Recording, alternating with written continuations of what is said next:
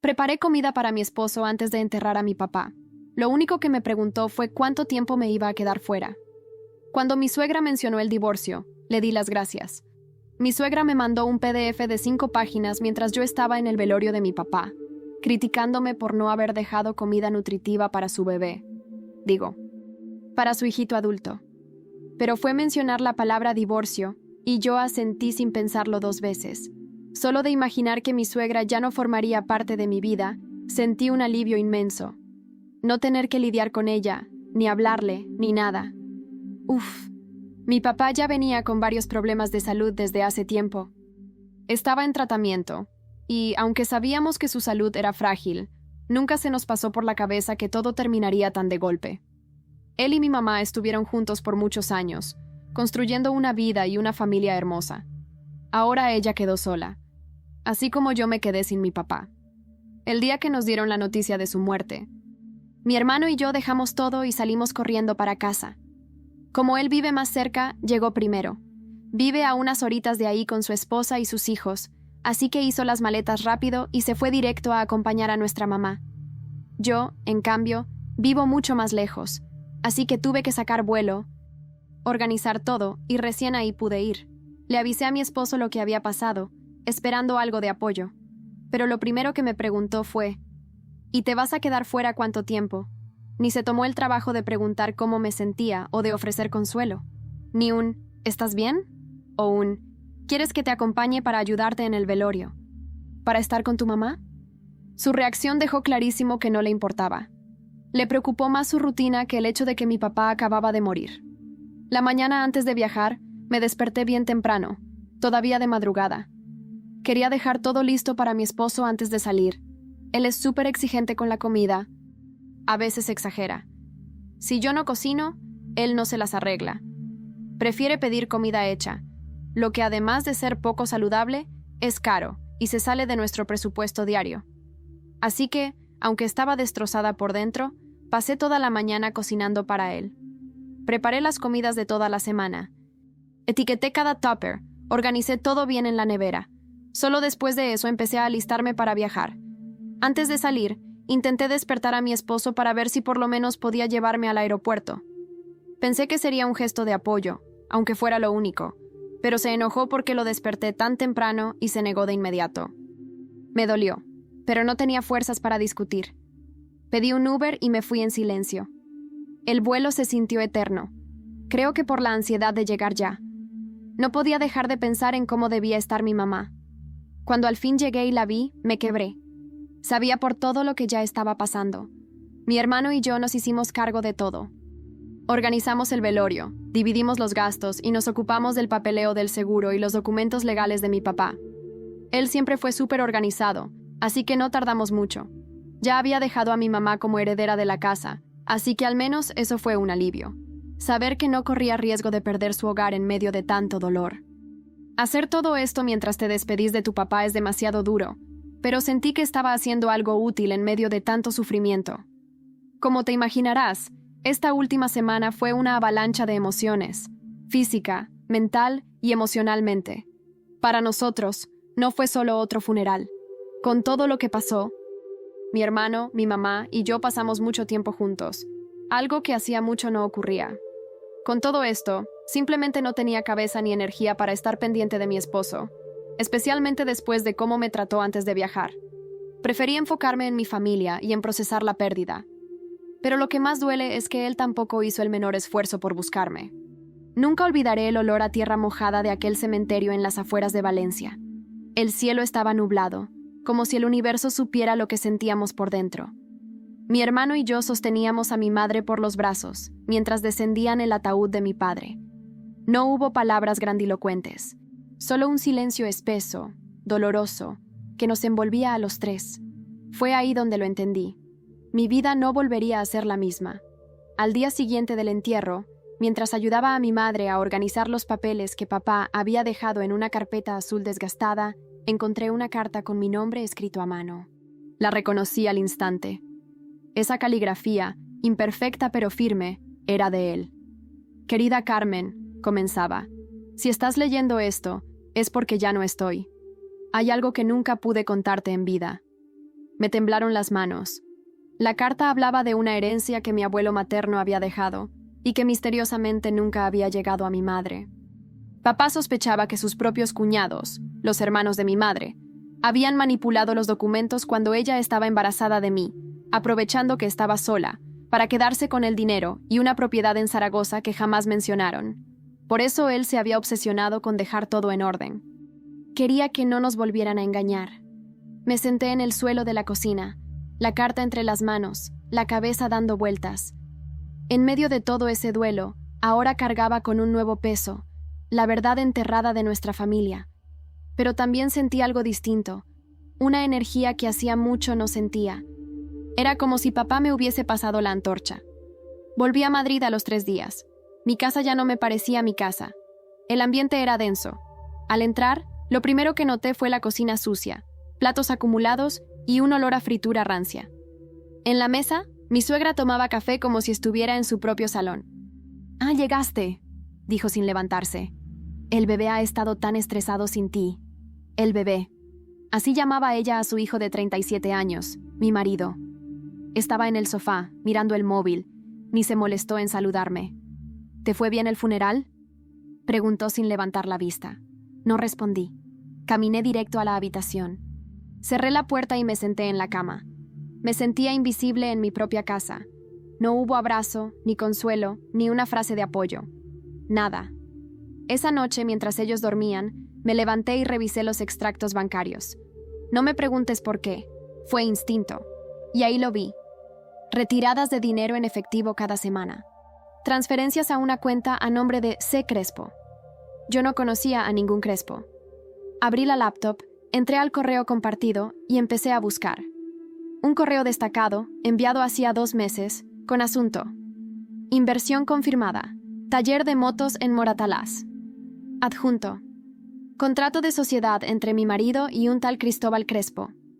No podía creerlo. Él había usado parte de nuestros ahorros para meterse en un negocio, sin decirme nada, y ahora me hacía sentir culpable por no haber dejado suficientes toppers en la nevera mientras enterraba a mi padre. Al día siguiente, me levanté temprano, vestí como si fuese a la oficina y fui directo al registro civil. Pedí una cita para consultar los documentos de la propiedad de Zaragoza. Tenía que confirmar la historia de mi padre. Por dentro, hervía. Pero por fuera, mantenía la calma.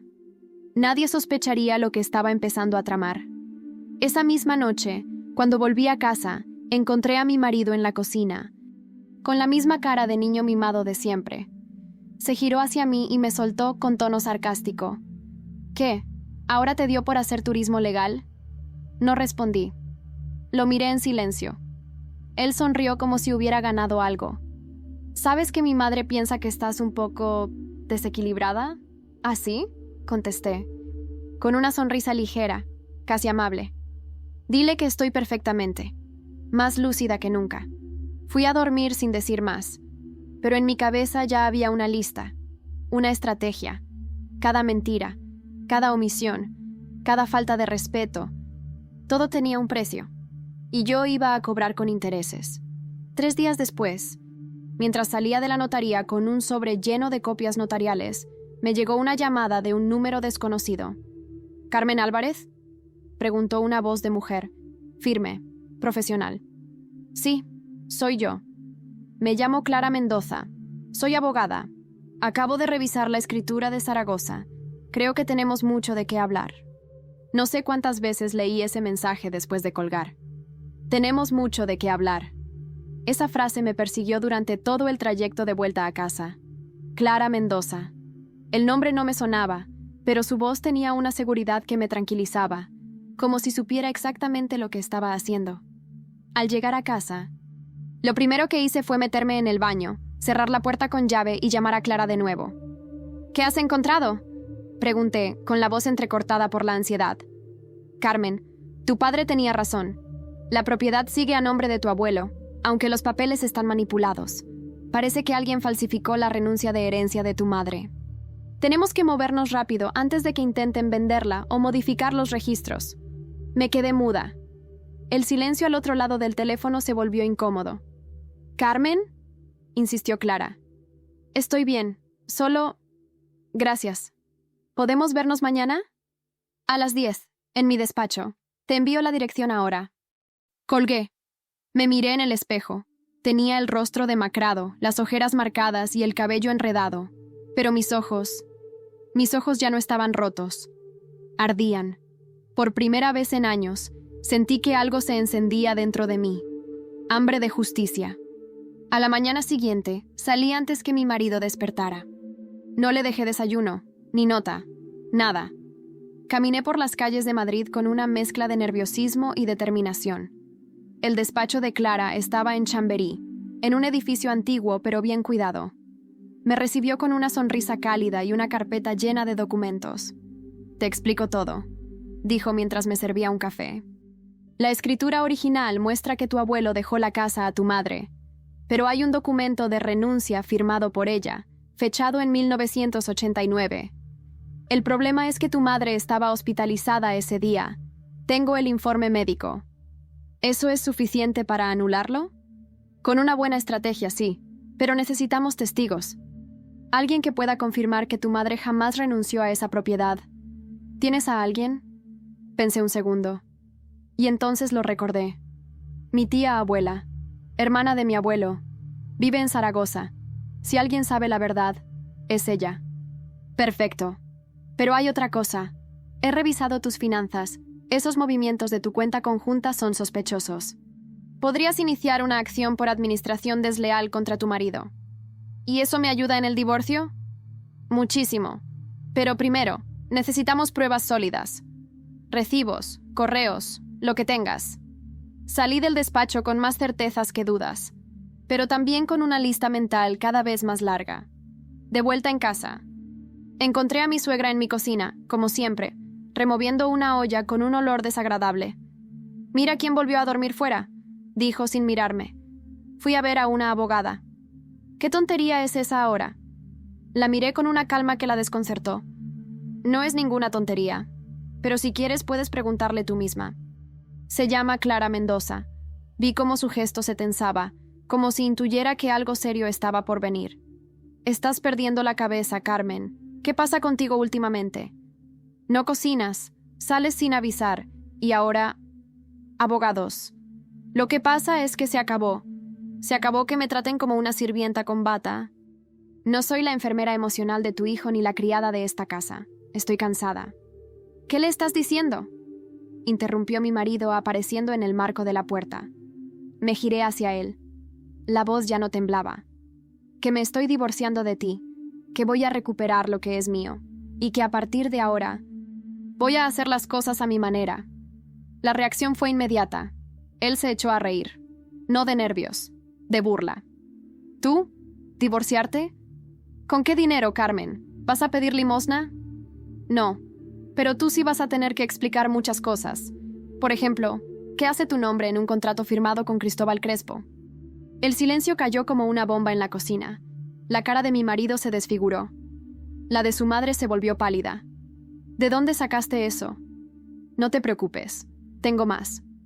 Mucho más». Me fui a mi cuarto, con el corazón latiendo a 1000 por hora. Cerré la puerta con llave y encendí mi portátil.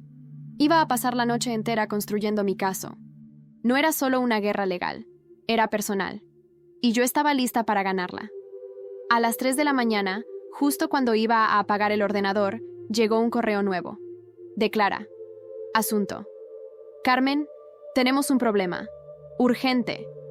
Me quedé mirando la pantalla varios segundos, sin siquiera parpadear. «Carmen, tenemos un problema. Urgente». Sentí un escalofrío recorrerme la columna. Abrí el correo con manos temblorosas.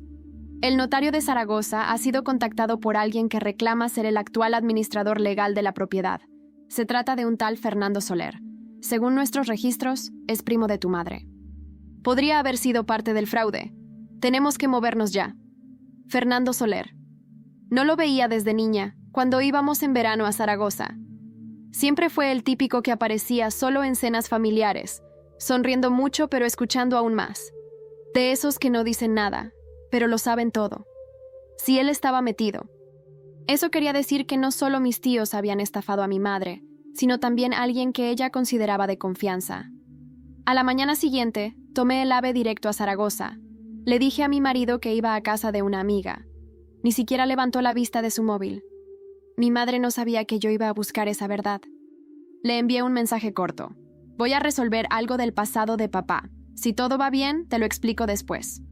Durante el viaje, no pude dejar de pensar en lo que haría si confirmaba que Fernando estaba involucrado. Confrontarlo, denunciarlo, hablar primero con mi madre. Cuando llegué a Zaragoza, el aire me golpeó con una mezcla de nostalgia y tensión. Caminé hasta la casa de la tía Angelines, la hermana de mi abuelo. Una mujer de 80 y pico años, más lúcida que cualquiera. Me abrió la puerta con una sonrisa y un abrazo tibio, como si supiera por qué estaba allí. Carmen, sabía que este día iba a llegar. Pasa, hija. Nos sentamos en la cocina, el sitio donde siempre se hablaba lo que importaba. Le conté lo que había descubierto. Le hablé de la carta de papá, de la supuesta renuncia de herencia y de Fernando Soler. Ella cerró los ojos y respiró hondo. Tu madre nunca renunció a nada, jamás. ¿Y Fernando? Sí, él estuvo en la notaría aquel día. Con tus tíos. Yo lo vi. Pero no dije nada porque... ¿quién me iba a creer? Sentí una mezcla de rabia y alivio. Lo sabía. Tenía testigo. Tenía historia. Tenía verdad. ¿Estarías dispuesta a declarar? Le pregunté. Por tu padre, por tu madre y por ti. Sí, estoy cansada de los silencios que matan. La abracé fuerte, como no lo hacía desde que era niña. Era increíble cómo la verdad podía doler y al mismo tiempo darte fuerza. Volví al hotel y llamé a Clara. Le conté todo. Perfecto, me dijo. Mañana a primera hora llevamos a Angelines a declarar. Pero Carmen, hay algo más. He rastreado al tal Cristóbal Crespo. ¿Y? No es socio de tu marido, es su amante. Desde hace más de 2 años. La empresa es fachada. El mundo se me vino abajo por un momento. Me quedé en silencio, con el móvil pegado al oído, mirando la nada. ¿Carmen? ¿Estás ahí? Sí, estoy. Lo siento, pero tienes que saberlo. Esto podría ayudarte aún más en el divorcio. Si usamos esto bien, no solo recuperas lo que es tuyo, lo de tu madre, lo de tu padre, también lo de él. No lloré, no grité, sentí un vacío frío, como si ya no me sorprendiera de nada. Pero algo cambió en ese instante. Dejé de tener miedo. Colgué, me duché en silencio y me senté en la cama con el portátil. Lo siento. Entré en el correo de mi marido.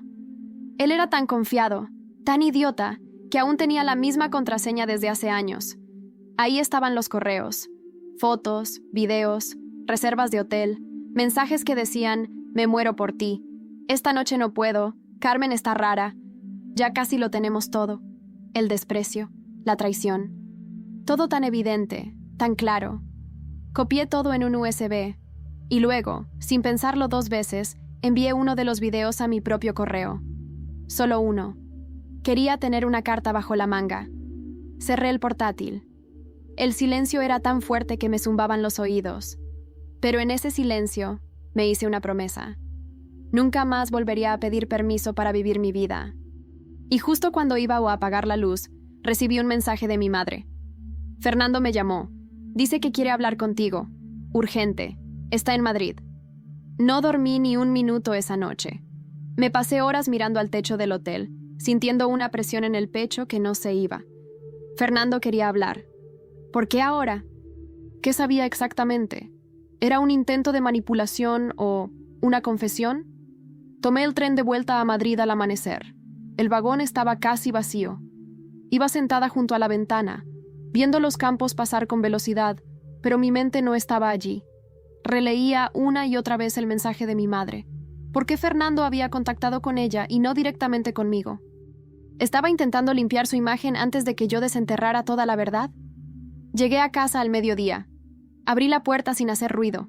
Mi marido estaba en el salón, otra vez, con el portátil y la tele encendidas al mismo tiempo. Su madre, cómo no, en la cocina, criticando algo en voz alta. No saludé a ninguno. Me metí en la habitación, guardé el USB en una caja de cosméticos vacía y me duché rápido. Luego, salí a encontrarme con Fernando en una cafetería del centro. Elegí el sitio yo. No quería sentirme ni un poco vulnerable. Cuando lo vi, me sorprendió su aspecto. Estaba más delgado, ojeroso, como si también hubiera tenido noches de insomnio. Llevaba una camisa blanca algo arrugada y un maletín viejo. «Carmen», dijo al verme, «gracias por venir. No lo hice por ti. Vine porque mi madre se lo merece, y porque quiero que sepas que ya no estoy para que me manipulen». Se pasó una mano por la cara, nervioso. Luego se inclinó hacia adelante. «Sé que sabes lo de la casa. Y lo de la herencia.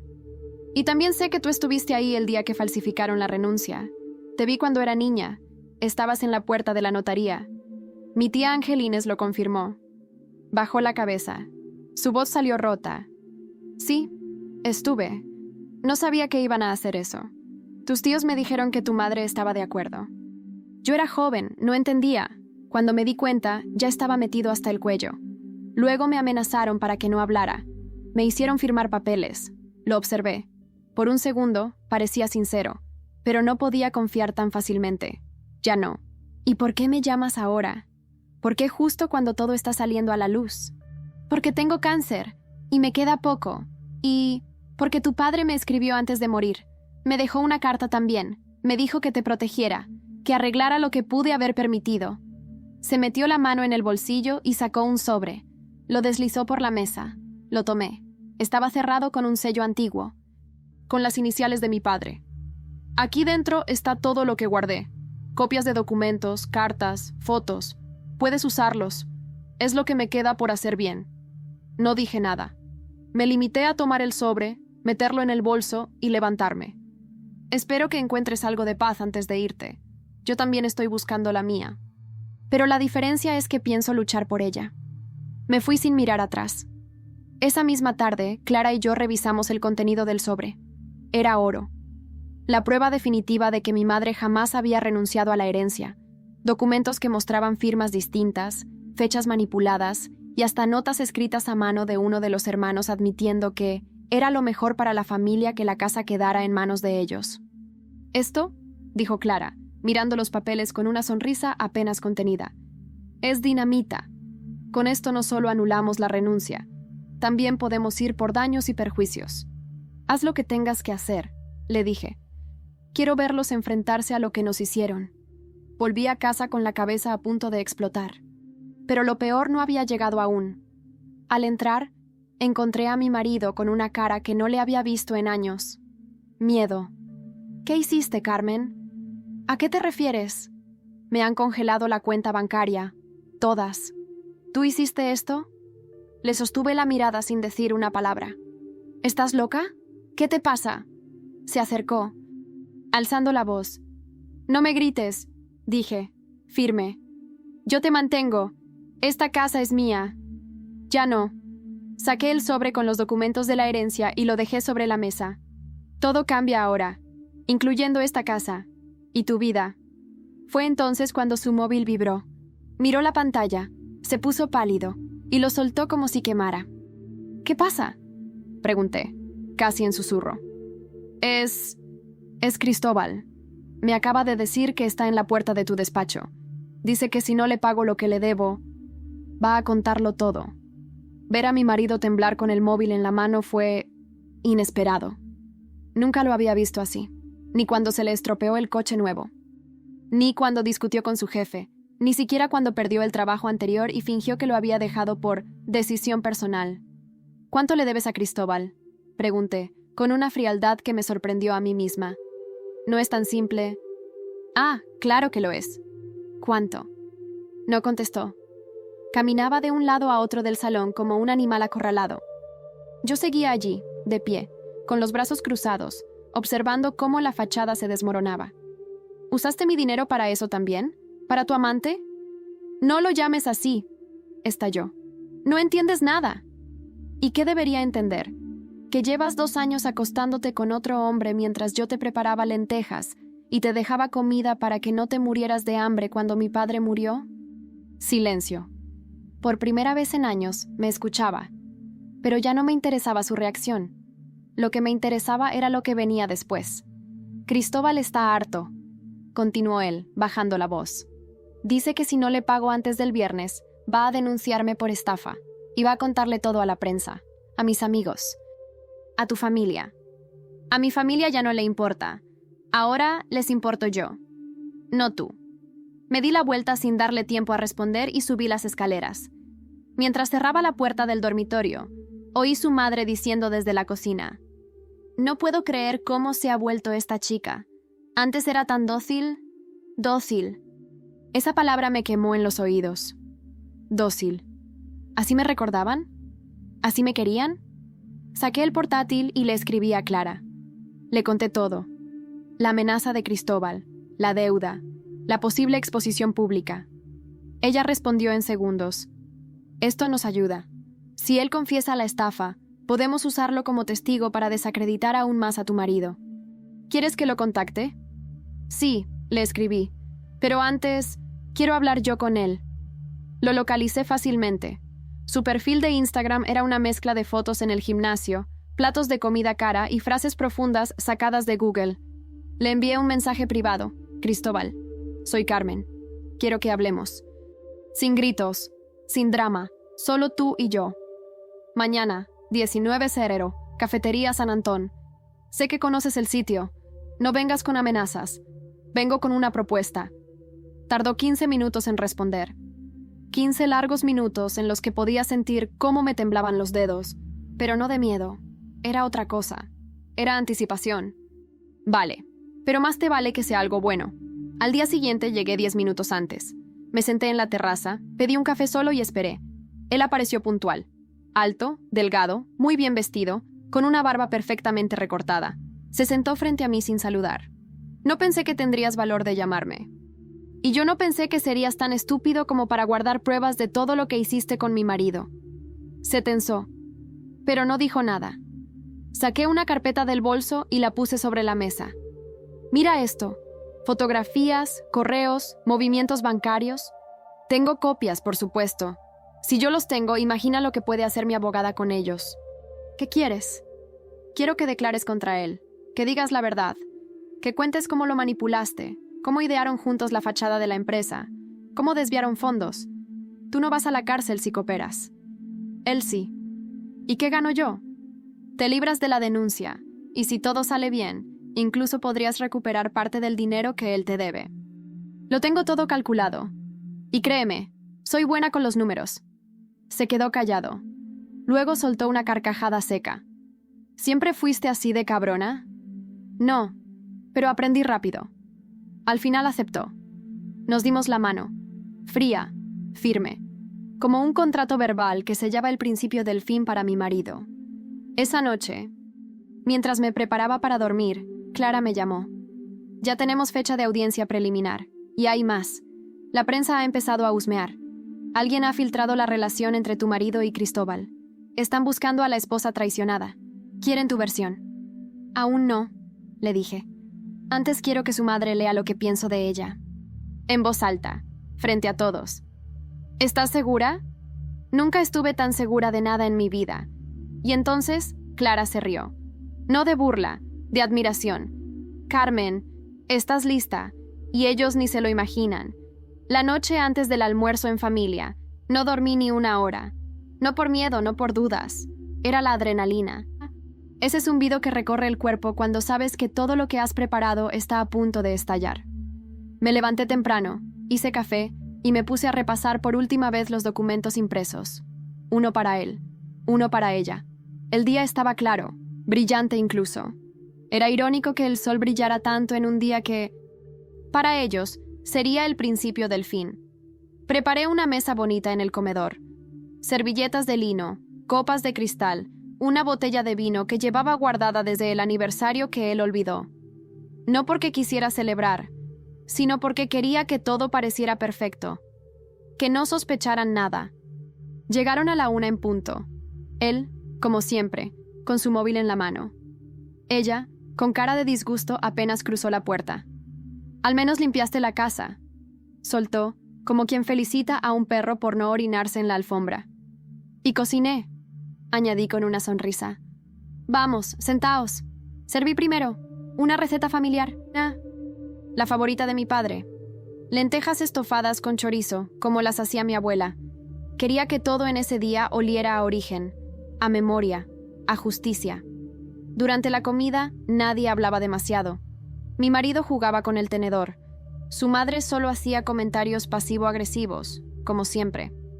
No sabía que aún sabías cocinar.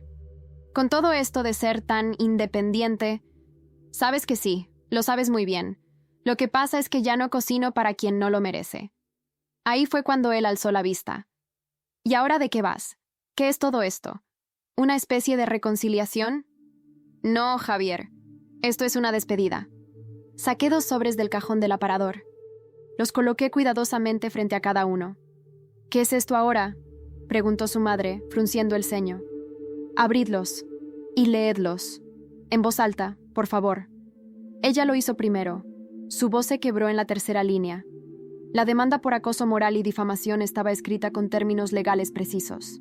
Enumeraba cada humillación, cada palabra hiriente, cada vez que había invadido mi intimidad y socavado mi autoestima.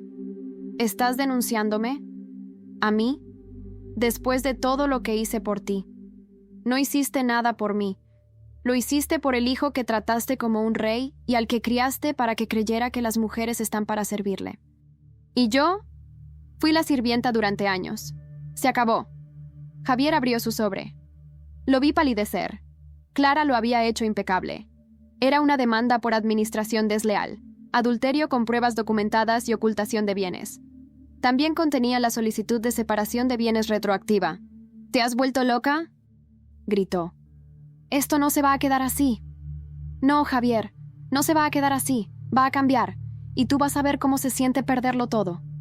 Su madre se levantó de golpe, roja de furia. Eres una desagradecida. Mi hijo te dio una vida. No me dio nada. Me quitó tiempo, energía y amor. Pero eso ya no me lo quita nadie más. Los eché de casa con la misma calma con la que los recibí. Cerré la puerta despacio. Me temblaban las manos, pero no de miedo. Era otra cosa. Era la liberación. 2 horas después, Clara me llamó. ¿Lo hiciste, verdad? Sí. Pues prepárate, porque ya me han contactado de una revista. Quieren hacer una entrevista. Han visto los documentos filtrados y quieren que cuentes tu historia. ¿Quién los filtró? Alguien del despacho. O quizá fue Cristóbal. No importa. Lo importante es que la narrativa ahora te pertenece a ti. Tú decides cómo contarla. Esa noche, mientras repasaba los mensajes en mi móvil, llegó uno inesperado. De un número oculto. Tú no sabes con quién te estás metiendo. Esto no ha terminado. Le hice captura de pantalla y la envié a Clara. Ella me respondió de inmediato. Perfecto. Acabas de sumar una amenaza a la lista. Esto nos va a servir más de lo que imaginas. Y entonces, justo cuando pensaba que ya nada podía sorprenderme, recibí un correo nuevo. Asunto. Testamento actualizado. Remitente. Notaría Landaeta, Zaragoza. Mi padre había dejado algo más. Algo que nadie sabía. El correo me dejó paralizada. Lo abrí con el corazón en la garganta. Era un mensaje simple, con pocas líneas, pero suficiente para desordenarme por dentro. Estimada señora Álvarez, nos ponemos en contacto con usted en calidad de única heredera legal reconocida en la actualización del testamento del señor Andrés Álvarez, fechada el 3 de abril del año pasado. Le rogamos que se presente en nuestra notaría en Zaragoza a la mayor brevedad posible para revisar el contenido. Atentamente, Notaría Landaeta. Lo primero que pensé fue, ¿cómo es que nunca supe de esta versión del testamento? Lo segundo fue más visceral. ¿Qué demonios había dejado mi padre oculto durante tanto tiempo? Llamé a Clara al instante, le reenvié el correo, y su respuesta fue clara. Vamos juntas. Esta vez quiero estar allí cuando se abra, porque si esto es lo que creo que es, la partida aún no ha terminado. 2 días después, volvimos a Zaragoza. Clara, yo y un silencio eléctrico entre las dos. Ella revisaba sus notas y yo repasaba mentalmente todo lo que mi padre me había dicho, todas las miradas que evitó en sus últimos días, todos los silencios que ahora de pronto hacían más ruido que nunca. Nos recibió el notario, un hombre mayor, de voz pausada y mirada afilada. Nos condujo a una pequeña sala con una lámpara de escritorio antigua, 2 copias impresas del documento y una caja de madera cerrada con llave. Su padre vino solo, dijo. Dijo que no confiaba en nadie más que en usted. Me temblaron las manos al tomar el testamento. Clara lo leía en paralelo, pero fue el notario quien habló primero.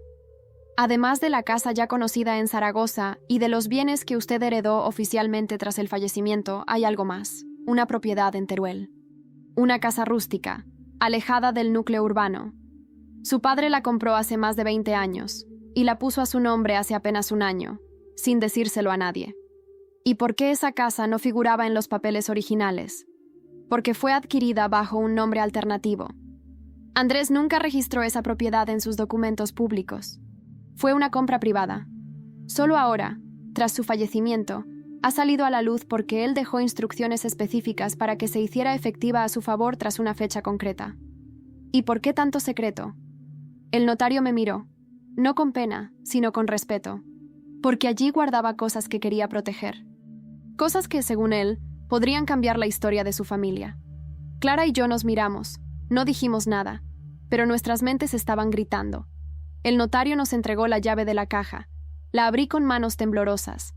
Dentro había varias carpetas viejas, un diario de tapa de cuero y un sobre amarillo con mi nombre en mayúsculas. Lo abrí. Era otra carta. De él. Carmen, si llegaste hasta aquí, es porque hiciste lo que yo no pude, enfrentar la verdad. Esta casa en Teruel fue mi refugio y también mi archivo. Allí guardé todo lo que no quise que nadie tocara mientras estaba vivo. Registros, grabaciones, cartas, contratos, todo. No solo sobre tu madre y su herencia, también sobre los negocios oscuros de tu tío Javier y otras cosas que quizá te ayuden a entender por qué tu familia se rompió como se rompió. Me quedé sin aliento. Clara me tocó el brazo. Tenemos que ir a esa casa, asentí. Al día siguiente, temprano, alquilamos un coche y condujimos durante 3 horas hasta un camino de tierra entre pinares y colinas. La casa era pequeña, de piedra, con ventanas cubiertas de polvo y una puerta de madera maciza. La llave encajó a la perfección, y el silencio al abrirla fue tan profundo como el contenido que encontramos allí dentro.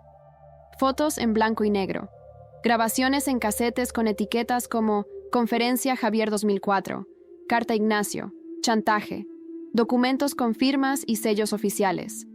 Había estado recopilando pruebas durante décadas, no solo por la casa de Zaragoza, sino por algo mucho más grande.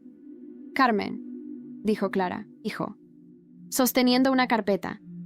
Tu padre descubrió una red de corrupción entre tu tío, una promotora inmobiliaria y un político local. Está todo aquí. Fechas, pagos, nombres. Si esto sale a la luz, tu familia no solo pierde el dinero, pierde la reputación, y algunos podrían acabar en prisión. Me senté en una silla polvorienta.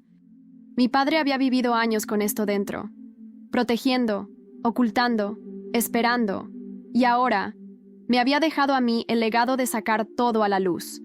No sabía si reír, llorar o gritar, pero lo que sí sabía es que esto no se iba a quedar guardado. Cuando llegamos de nuevo a Madrid, Clara ya estaba redactando una estrategia legal. Y justo cuando pensábamos que el momento no podía ser más perfecto para actuar, recibí un mensaje de voz. Era mi madre. Hija, tu tía acaba de venir a casa. Dice que si publicas algo, si haces lo que estás pensando, van a ir a por ti. No solo con abogados.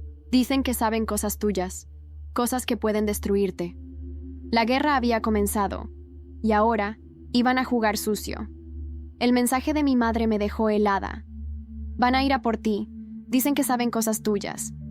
No sabía qué cosas eran esas, pero conocía bien a mi tía y a mis primos. Cuando alguien como ellos empieza a amenazar, es porque ya no les queda otra opción, porque sienten que están perdiendo el control. Y los que siempre han mandado no saben vivir sin dominar. Clara y yo nos reunimos esa misma noche. Abrimos todas las carpetas de la casa de Teruel. Hicimos copias digitales. Clasificamos cronológicamente los documentos y empezamos a redactar un informe que no solo sirviera como evidencia legal, sino como un arma mediática si lo necesitábamos. ¿Estás dispuesta a que todo esto salga a la luz?, me preguntó Clara, seria. Estoy dispuesta a destruir lo que sea necesario para recuperar mi nombre y mi historia. Ya no tengo miedo. Eso pensé, porque esto no es solo una herencia, es un ajuste de cuentas histórico. Esa misma semana, publicamos de forma anónima una primera parte del dossier. Usamos un portal digital con alcance nacional, donde ya se hablaba del escándalo de la esposa traicionada. Pero esta vez, el foco no era mi matrimonio. Era la red de corrupción inmobiliaria, el fraude familiar y las pruebas recopiladas por mi padre. Los nombres aparecían con siglas, las fechas completas, las cifras exactas. Y estalló todo. En cuestión de horas, el artículo se viralizó. Empezaron a salir entrevistas, artículos relacionados y teorías de todo tipo. La familia entera estaba bajo la lupa. No tardaron en llamarme. «Carmen», dijo mi primo Ignacio, con voz tensa por teléfono. «¿Qué coño estás haciendo? Lo que papá empezó, lo que tu padre intentó esconder, lo que vosotros enterrasteis junto a la memoria de mi madre. Esto te va a explotar en la cara, ¿me oyes? Vamos a sacarlo todo. ¿Te acuerdas de Carlos? ¿Tu ex de la universidad? ¿Quieres que la gente sepa lo que pasó con él?» Me quedé en silencio unos segundos. Después hablé con la voz más calmada de mi vida. «Sí, quiero. Porque ¿sabes qué, Ignacio? Ya no hay nada que puedan usar contra mí que yo no esté dispuesta a decir primero». Y colgué. Carlos. Qué bajo estaban dispuestos a llegar. Aquel error de juventud. Una relación tóxica que oculté durante años. Pero eso ya no me definía. Yo no era aquella chica asustada. Ahora era una mujer que estaba demoliendo una estructura podrida, ladrillo por ladrillo. La prensa no tardó en descubrir mi nombre. A pesar de todo, acepté la entrevista. Me senté frente a la cámara con un café entre las manos, sin maquillaje, sin filtros. Conté mi historia desde el principio, sin edulcorantes. Hablé de la muerte de mi padre, de mi matrimonio podrido, de la suegra que me trataba como criada, del día en que me levanté y dije, ya basta. Las redes estallaron.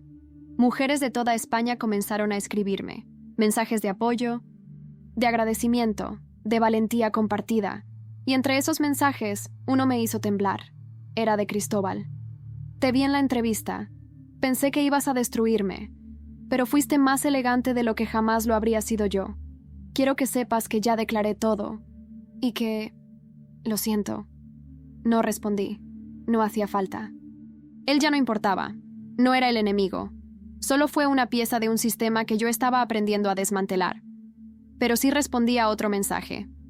El de una mujer llamada Beatriz, que trabajaba en una fundación de mujeres que luchaban por la recuperación de bienes robados a madres solteras y viudas durante los años 80 y 90. Carmen, queremos conocerte. Tu caso está despertando muchas conciencias y creemos que juntas podríamos hacer algo grande. La idea me hizo hervir la sangre, no de rabia, de propósito. La fundación aceptó ayudarme a convertir la casa de mis padres en un espacio de apoyo legal y emocional para mujeres como yo. Aquellas que alguna vez creyeron que lo que les pasaba era normal. Mi madre, cuando le conté, rompió a llorar. «Papá estaría tan orgulloso», me dijo con la voz rota. «Yo también lo estoy», respondí, «porque su legado no terminó con su muerte. Está empezando ahora». Pero cuando pensé que todo estaba encajando, cuando ya sentía la tierra firme bajo los pies por primera vez en años, recibí una notificación en el móvil. Era un mensaje legal. Mi suegra me había denunciado, por difamación, por daño emocional y por manipulación mediática con el objetivo de arruinar su vida. La muy desgraciada estaba intentando demandarme. La notificación legal era tan absurda que por un instante me reí. Una demanda de mi suegra por daños morales. Decía que la presión mediática estaba afectando su salud, que ya no podía salir a la calle sin ser mirada como la madre del infiel, y que su vida social había sido destruida por mis actos vengativos. Cínica, hipócrita, patética. Llamé a Clara al instante. Le envié las capturas del documento. «¿Qué hacemos con esto?», pregunté, todavía con la carcajada a medias. «La arrastramos, Carmen», dijo sin rodeos. «Literalmente. Tenemos testimonios de vecinas tuyas, mensajes de voz suyos en los que te insulta, correos, hasta grabaciones en las que ella misma se jacta de cómo controla la situación en tu casa. Esto no es una demanda, es una oportunidad». Y tenía razón. Esa denuncia no era una amenaza. Era la última bala de una mujer que estaba acorralada. Y como toda fiera herida, daba coletazos inútiles para intentar asustar. «Quiero verla», dije, con una calma que hasta a mí me asustó. Quiero que me mire a los ojos y sepa que ya no me pertenece. La audiencia fue fijada para el lunes siguiente. Era un acto simbólico más que legal. Ella buscaba atención. Quería que me desgastara, pero no le iba a dar ese placer. Me presenté en el juzgado vestida como nunca me había visto. Elegante, sobria, firme, nada de provocación, solo autoridad. Ella llegó con su abogado, el mismo que usó cuando su hermana le robó una herencia hace años. Lo reconocí al instante. Un tipo grasiento, de voz arrastrada y corbata ridículamente ancha. ¿No tienes nada mejor que hacer que destruir familias?, me soltó ella mientras nos sentábamos en la sala. La miré sin pestañear. Estoy reconstruyendo una. La mía. Cuando el juez pidió las declaraciones, su abogado comenzó con una historia dramática, que ella solo había querido ayudar, que era una abuela preocupada, que yo sufría de inestabilidad emocional desde la muerte de mi padre, que había manipulado a la prensa para victimizarme. Me contuve, pero por dentro ardía. Cuando me tocó hablar, me levanté, respiré hondo y dije: durante años, esta mujer me trató como un objeto funcional, no como una nuera ni como una hija. Me controlaba emocionalmente, me invadía, me hacía sentir insuficiente. Nunca defendió mis derechos ni mi espacio. Nunca reconoció mi dolor, ni siquiera cuando enterré a mi padre. ¿Y ahora me demanda porque la miran mal por la calle? Pues bien, quizá por primera vez, está recibiendo una mínima dosis de lo que me hizo tragar a mí, todos los días, durante años. Y eso, su señoría, no es difamación, es justicia. El juez no dijo nada en el momento, solo asintió y pidió revisión de las pruebas. Clara entregó un pendrive con los audios, las capturas, los testimonios escritos.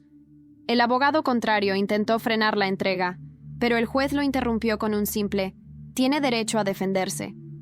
Usted, a guardar silencio. La sesión terminó. No hubo sentencia inmediata, pero algo en la cara de mi suegra cambió. Por primera vez, la vi tragarse su propia lengua, y eso, para mí, ya era suficiente. Esa misma semana, mientras todo esto ocurría, Clara me llamó para darme una noticia que me dejó sin aliento. Carmen, tu historia va a ser publicada. Todo el caso. La editorial quiere ofrecerte un contrato para un libro. Tú contarás tu verdad. Y no desde el escándalo, desde la transformación, desde la reconstrucción. ¿Te interesa? No contesté al instante. Me quedé en silencio, mirando por la ventana de mi cuarto.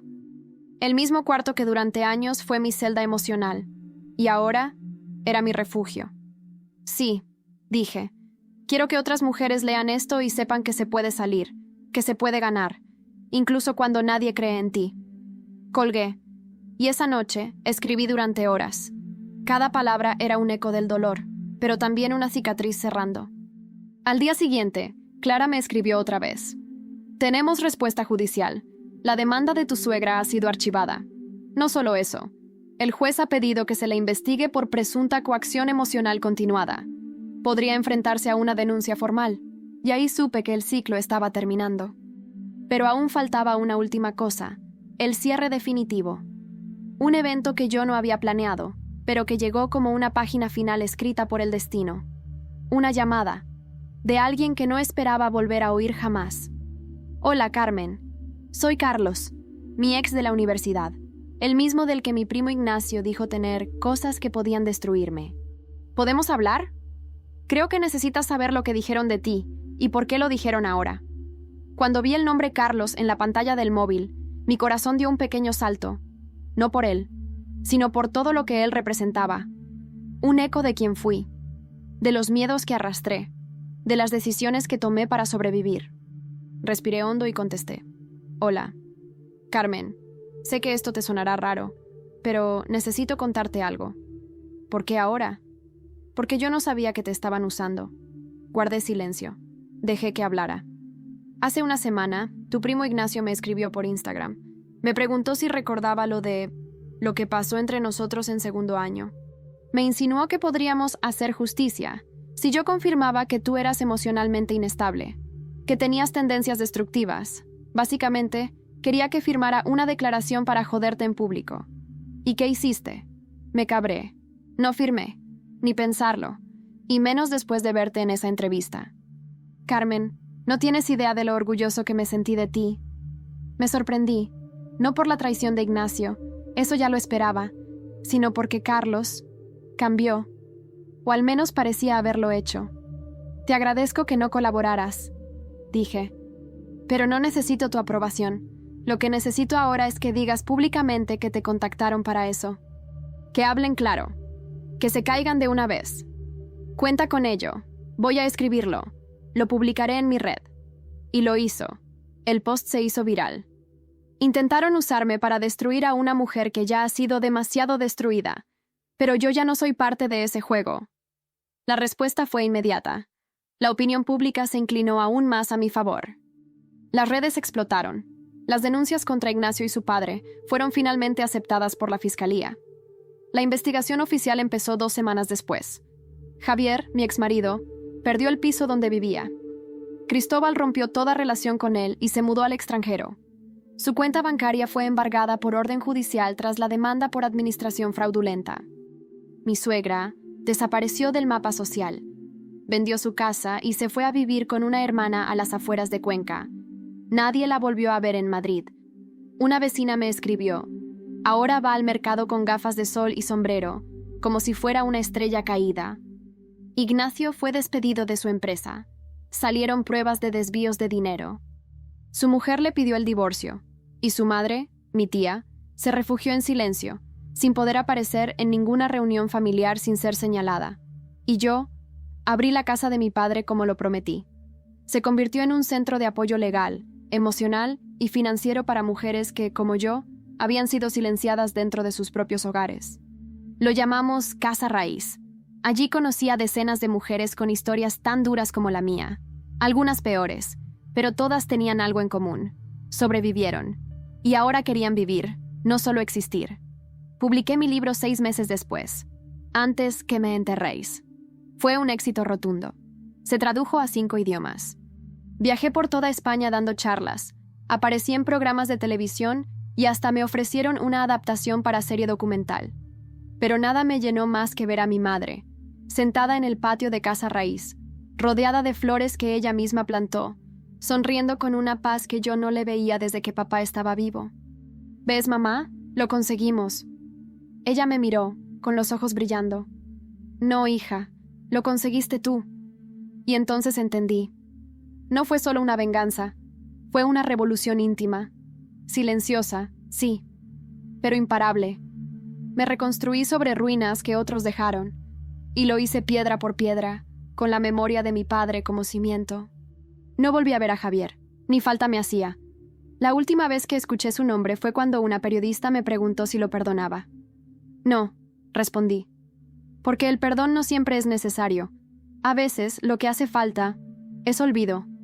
Cerré el capítulo, literal y simbólicamente, y cuando me senté frente al mar aquella tarde, con el viento en la cara y el libro en las manos, supe que esta historia ya no era una herida, era una victoria.